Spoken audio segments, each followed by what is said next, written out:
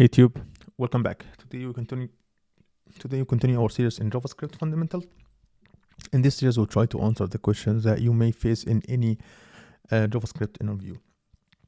So we have the question. Today's question will be: what is web storage? And web storage is a web browser feature that allows web applications to store data locally on the user's device.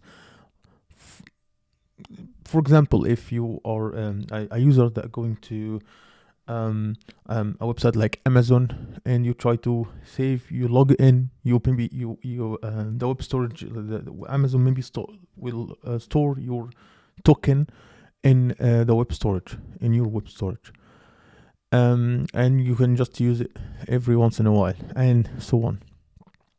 Basically it provides a way to store a key value pairs, and it's is often used for like storing small amounts of data that need to persist across browser sessions, like token, maybe user email, phone, anything is just quite small.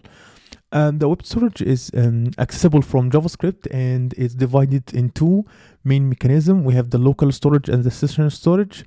And we start first with the local storage. And if you faced this type of interview questions, make sure that you have to give an example for each one. So first, what is the local storage? The local storage is a web storage mechanism that allows you to store the value pairs persistently across multiple browser sessions.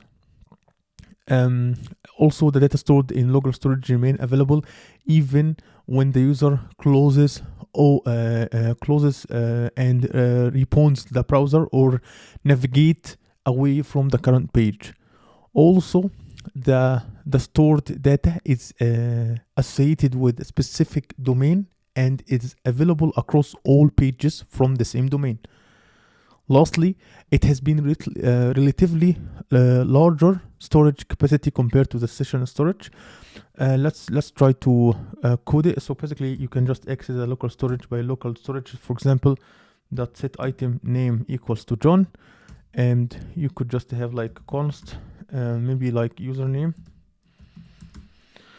will equals local storage dot get name, and you can console.log username and you get John. So this is how it works, and it's around you could store around from 5 to 10 megabytes in the local storage. And the session storage is similar to the local storage but provides like session level storage. Like data stored in the session storage is available only for the duration of the page session.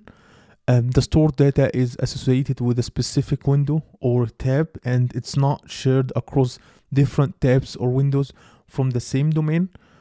When the user closes the browser tab or the window, the data in the session storage is cleared, like there is no data anymore. So let's just try to create an example. So like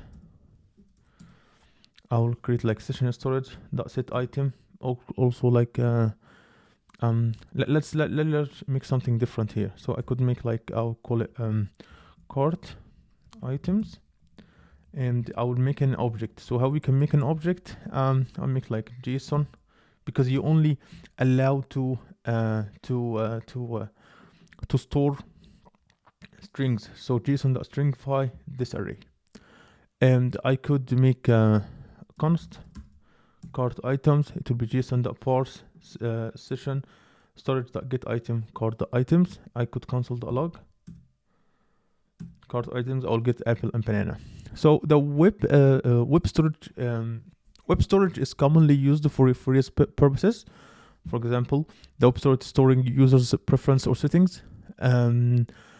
Also implementing shopping carts and storing temporarily user data, caching data to improve page load times, maintaining user authentication state, storing small amounts of data that you don't require server interaction.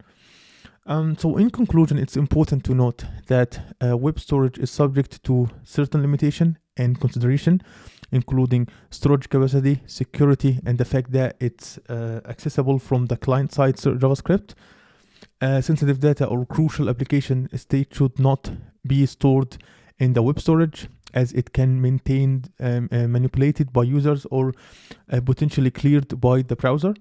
For more secure storage or sensitive data, consider using like cookies with the proper security measurement, or server-side storage, or something like that. So that's it for today's video, and I hope you like my content. If you like my content, make sure to subscribe and hit the notification bell so you'll never miss a video, and see you in future problem.